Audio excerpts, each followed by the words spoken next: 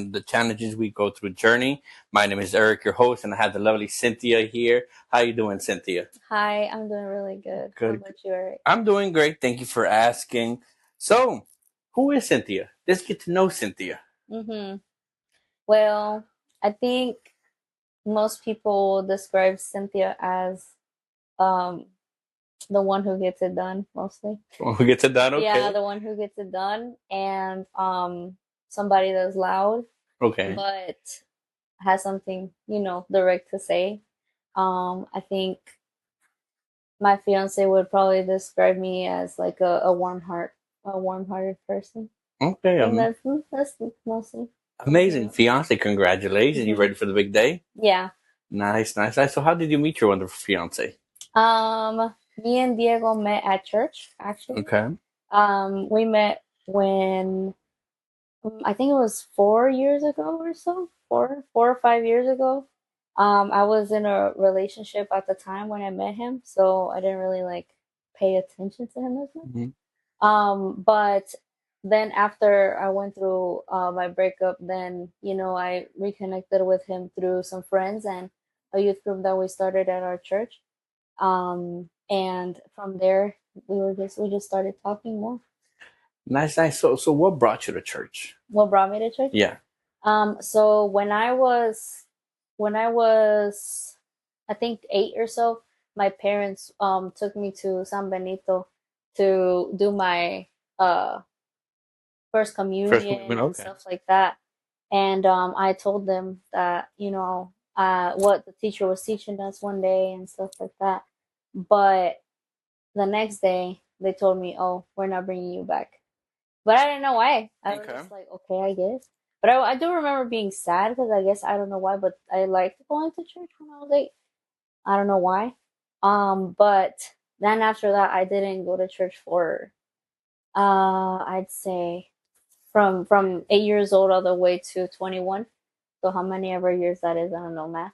Yep. But yeah, but then este when we came back, it was because of my uncle. He kept pushing my mom. He was getting married by the church, so he kept pushing my mom. Hey, your kids are not baptized. Mhm. They're in danger and this and that. So my mom wasn't really having it, and she wanted to stay away from the church because of things she had heard. Okay. And on top of that, my aunt was or is una testiga de Jehová, Okay. and or, along with my cousin and them. So when she said she would fill my mom with these thoughts of the Catholic Church, my mom was like, "No, Hmm. like you cannot go, and neither you go nor I go nor my family." When my uncle finally convinced her, through a lot of back and forth arguments and everything, it's the one year he came over for Christmas, and then my brother and my brothers and my cousins and all of us, we started praying together, and that Okay. was the first time that I ever actually felt something spiritual Okay. in my life. Because I never prayed. I had never really got into actually like trying to know God at all. Okay. And so we prayed for the first time, felt Jesus' presence for the first time, the Holy Spirit. And then the day after that, we went to Mass. And then um, I remember telling God, like as if I had any authority. I was telling him, if I don't feel your presence when I go to church, like I'm not coming back, because I had previously like made fun of some of my friends for being Catholic, Okay. and so I felt like a hypocrite being there. And I was like, if I don't feel your presence when I walk through that door, I'm not coming back. Okay. Like as if like as if it was his responsibility to show me. You Correct. know, Yes. it was so horrible, so prideful. And but I went, and even though I didn't deserve it, he actually did like let me feel something. But it wasn't when I thought I would feel it. Like during the mass, I felt nothing. Everything. I was just wondering, opening the book, trying to see what it is that I'm supposed to be doing. Um, and then when I was leaving, I was already convinced that I wasn't going to come back. I was like, there was no mumbo jumbo in there. So. Mhm. But then the priest, for some reason, started walking towards us, and I just felt like that was really weird because he didn't know us or anything. but he just walked towards us, and I just felt like this like thing coming off of him, Okay. and I was just like, no, No. like no. Not But yet. I had asked for mumbo jumbo stuff, so I was Correct. just like, oh, I'm asking for this magic, that I thought was associated with God. And when he came over, I was like, oh, that's that jumbo stuff that I saw. But then when he came closer, I realized it wasn't like a bad thing. It was just a powerful thing. So that didn't mean it was bad. It just meant that it was strong. Correct. And so then he started speaking to us in a very kind tone, which at this point I have never spoken to a priest before. Mm-hmm. That was my first time. And I know all of them are different, but this specific priest, he was very soft and very kind and very gentle and patient. Spoke very slowly. And so it was a very serene moment when I was like speaking to him, because he just had this peace on him that I was just like, and plus he had just celebrated mass, so now I'm like, okay, well, this is why. Okay. But he just celebrated mass, and I just felt it coming off of his hands, the way he moved his hands. It was all very slow motion for me, so I was just like kind of worried about it. My uncle, and he kind of interjected there. He was like, "Oh, they're not baptized. How do they get baptized?" And then my mom was just like, and then the priest was like, "Well, do they want to get baptized?" Because all of us were older. My Correct. brothers are right now in 17. One's about to turn 21 in some days, and then the other one is now 23. Okay. So, and then this was in 2021, and I was 21 then. So you guys do the math. I don't know. Yeah. And we were all older, basically. Yes.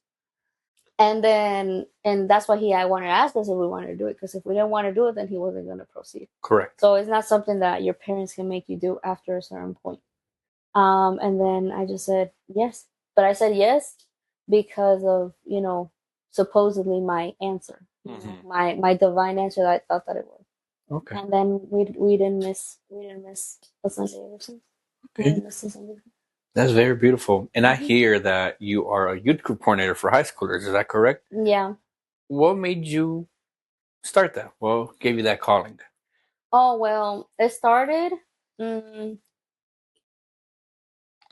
because we first started the adult group first, and Okay. so that started, and that's 18 to 30. And Correct. so, but all along, um while being a leader there, I was telling them that my main goal to be a leader there was not just to you know round up adults and bring them back into the faith after being gone.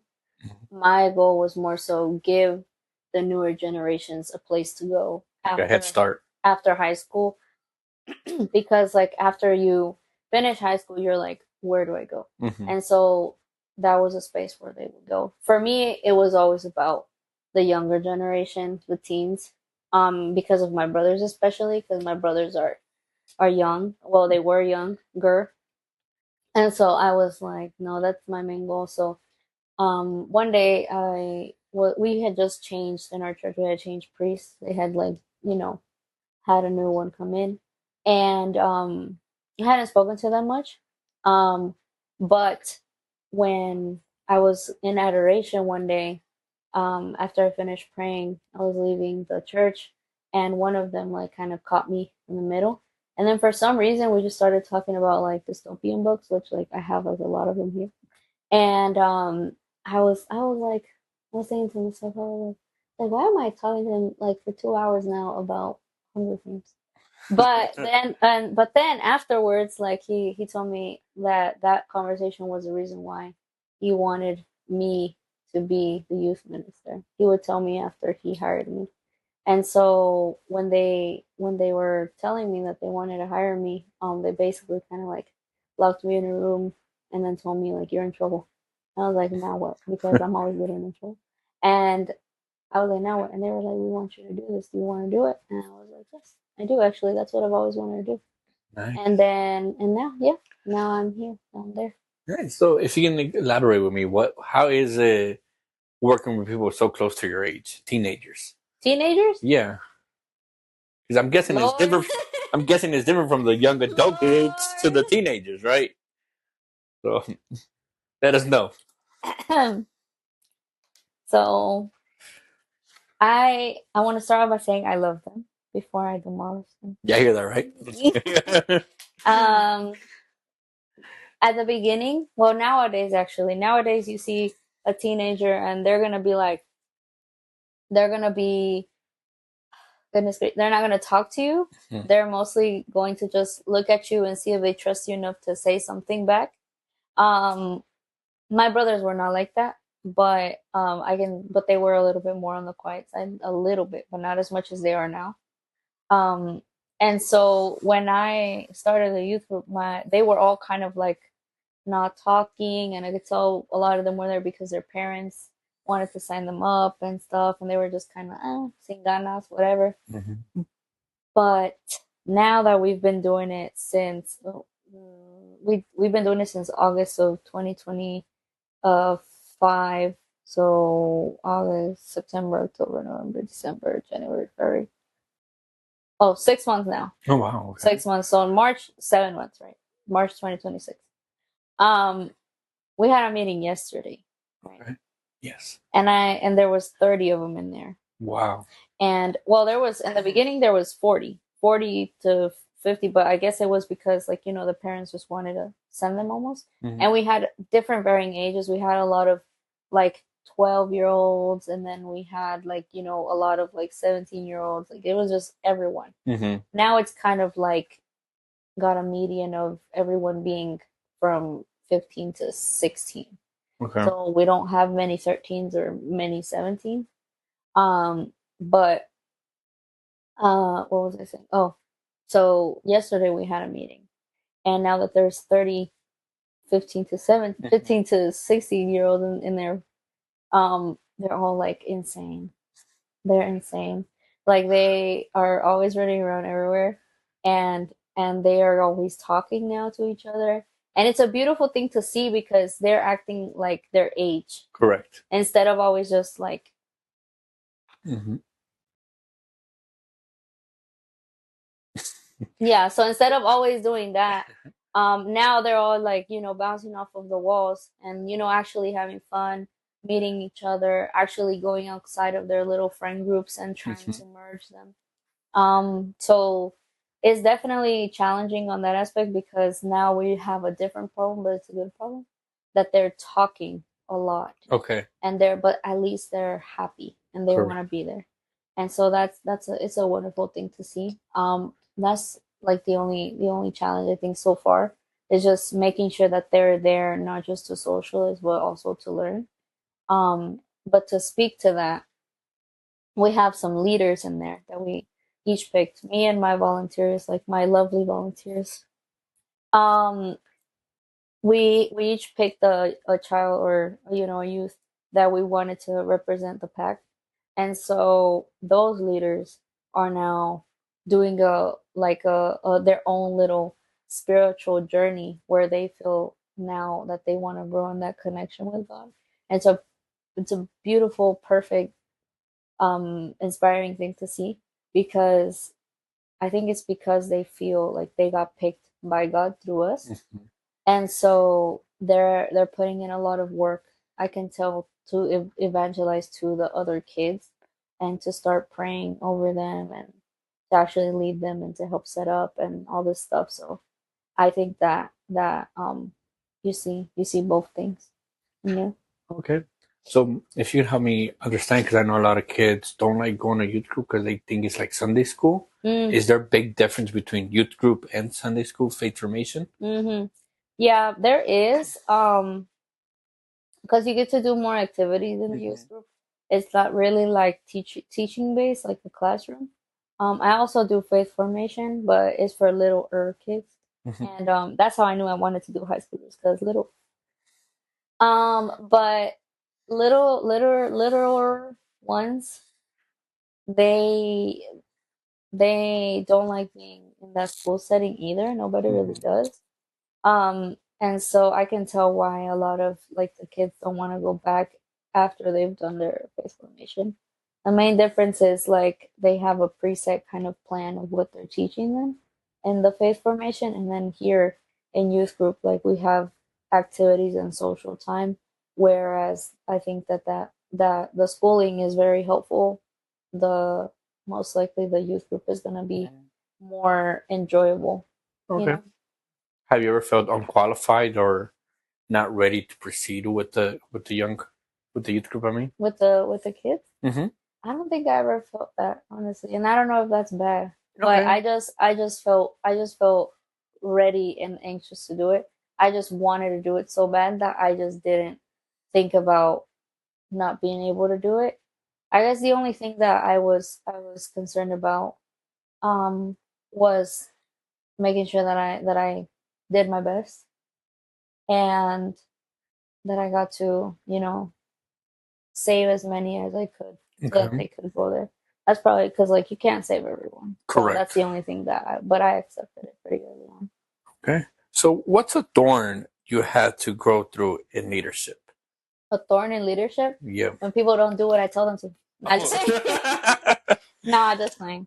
Um, no, a thorn in leadership. It's not even that. I just think it's like compatibility issues. Like it's not that someone is better or worse. It's just that they're different, and that goes for relationships too. Um, I think that the biggest thing is making sure that you have a team that's all willing to sacrifice and work as hard as you are. And if at that point you do have that, then you're already luckier than most of anybody else trying to work in a team. Um, and that's for working on like as a team Correct. to lead something. Now, when I'm like the one that's leading everyone else, I normally have an issue that I don't tell them beforehand what we're doing. Like during the time, I kind of like see it as a machine that I'm kind of like Mm-hmm. turning the gear on and everyone else is like doing everything. So I guess it would be, and I'm just telling them what to do, but, and they probably don't see my final vision, but they're so like used to me, the way that I lead, that I think that they're just like, I trust. All right. I trust. And I love that because it makes me feel way more comfortable. But if they do see that I'm missing something, I completely love that they will tell me. And they're like Cynthia, this is missing over here. And I'm just like, thank you so Mm. much. And I feel like that's what makes a good leader.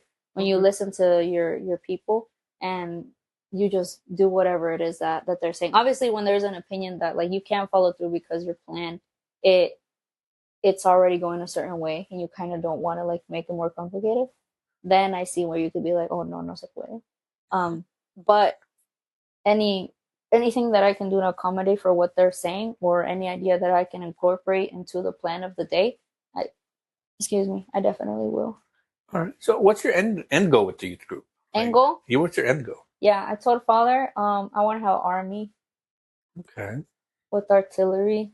hmm Yeah, I want them to go in there and like um have their weapons be their words and their ammo be their ideas and their faith and their knowledge. Mm. um because I think that the only way that they can hit their targets, their people that they're trying to evangelize is through logic and reason. Because most of the people that they go to school with or most of their families, um, everyone needs a reason Correct. to get behind something. So if you give them A, B, and C, then they will fill in the blanks on their own and you did your part, but as long as you gave them a compelling argument to why it is you believe what you believe. So if this is my goal, if these children are well formed and well informed, spiritually and also like intellectually, then I think that the army will definitely build itself up um, without them having to come to the group. Okay. They're gonna be good So, people. have you ever had a lead while dealing with something personal, like a little struggle? Have I ever heard of what? Had a lead, like in your youth, with your youth, while having a personal struggle? Oh, let me think. A personal struggle. A personal struggle. Within your life, work, Um, personal. yeah, I think so. I think when my grandma died, Mm-hmm. it was pretty hard because like it was, but then my team, like, they were really really good about it. So I think that good about, going on without me, really. Correct. So for a time, yeah, I just wasn't there. But I think that it's good for you to like step back and then let everyone else handle, because you trust them. Like, when I was going through that, it was hard, of course. Any loss is hard, but it was easier because you have God, and He's not gonna let you like go all the way down. So leading that and that time was hard. To come back to it, um, I think that just our bodies work differently, so, and it processes differently.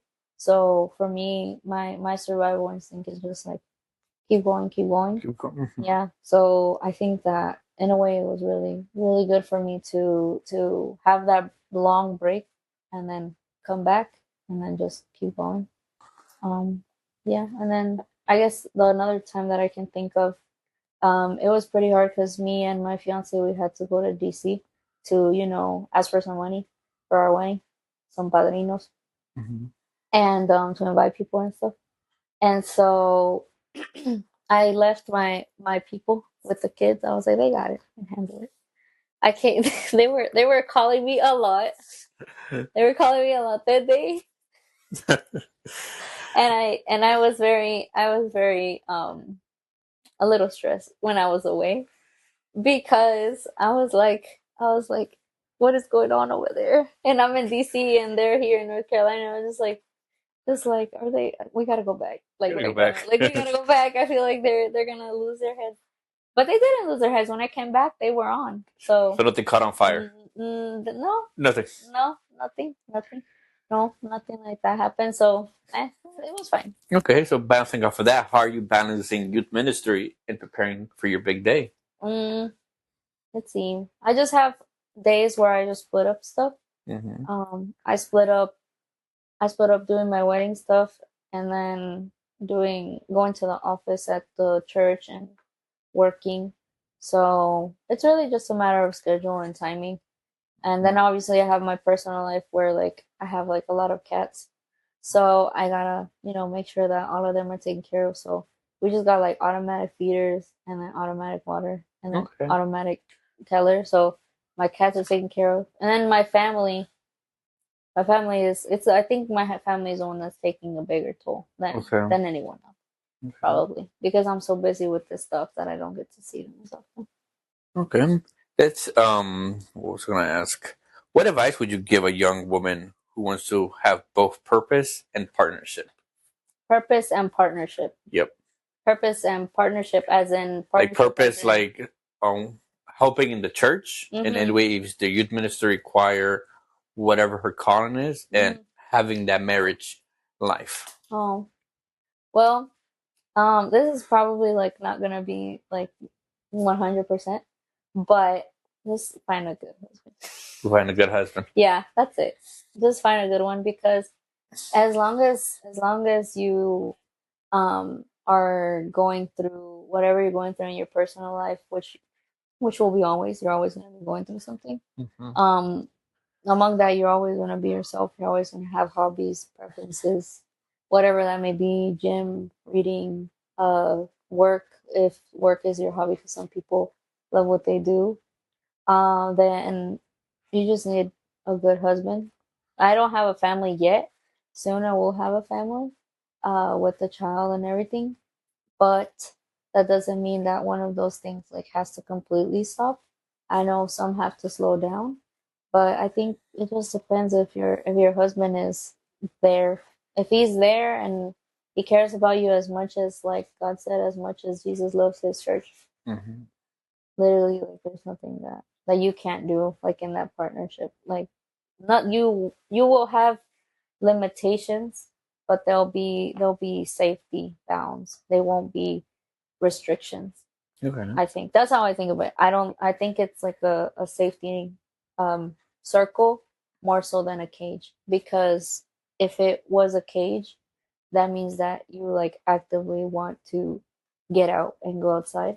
But if it's a safety net, then it keeps you from harm, and the harm is stressing out, doing too many things, or even personal selfishness. Okay. So, what does carrying your crown look like right now? Carry my crown. Yeah. Oh, I don't know.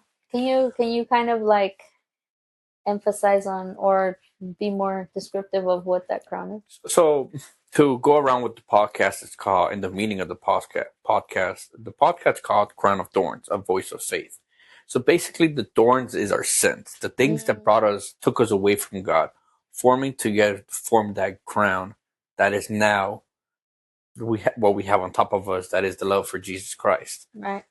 So, how do your serving, your love for God, mean for you, or look like for you right now? Well, I came obviously developmentally we're not perfect. So Mhm. like when we're starting as a young person, a young like a conscious person that knows right from wrong, 7, 8 years old, all the way up until our brains are fully developed, 25 or so. All that time is full of sins, Mhm. even before, but obviously since birth, original sin, but Correct. it like quintuples like in that time. So I think that all of those sins, if you work on them, or since I have tried to work on them, they have led me to be more well-rounded, I think, instead of being to one extreme or to the other extreme. Whereas being extremely prideful, extremely selfish, extremely, even obnoxious to a point, um, know-it-all kind of person, to being a humble person. And I think I'm not as much of a humble person as I want to be yet. I want to be, I always told myself, like, one day I'm going to be like Mary. One day. Okay. Not today. But One day. I'm trying. So, um, I want to be like her. I just see her in all the pictures. She'd be like so calm and like so caring. And I'm just like, she just looks like the priest that I met that one day. Just peace, calm. Peace. So I think that my crown would look like me serving in in a way that transmits that peace and love. Some people just aren't meant to transmit that, I think, but that's what I aspire to do. So, what's one thing you would tell 8-year-old Cynthia? 8-year-old me? Oh my goodness Yes. gracious. 8 years old. Well, I was getting my appendix removed, so I would tell them that it's gonna hurt. Um, no, I'm just playing. No, it was true, but still. I would tell myself, I would tell my 8-year-old self, just I don't know, so many things. How much time do I have to talk to them? I'll give you 30 minutes. 30 minutes. 30 Okay, in minutes. 30 minutes, I would tell them, here's a list of things you gotta do. Don't stop reading. Um, start praying if you can. Go ahead and start praying because I know you can. And also just like just listen to God. Just keep listening to him and it's gonna be okay. Like everything's gonna be okay. Whatever you're gonna go through is literally going to be over. Like if it's bad, one day it will not be that bad. And that's it. That's it.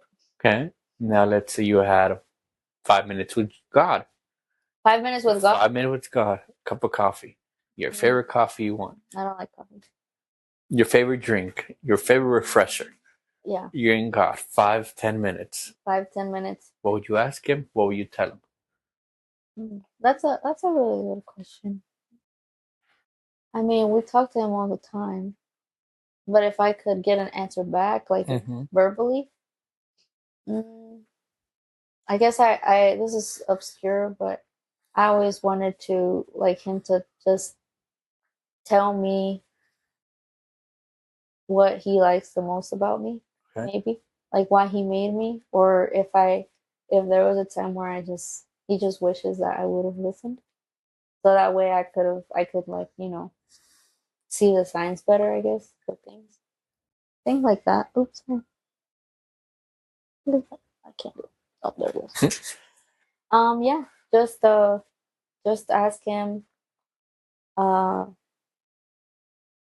why he likes me? Why me? Okay. I guess. Okay. Okay. Let's say you could speak to every young adult that is Mhm. listening right now. Mhm. What would you tell them?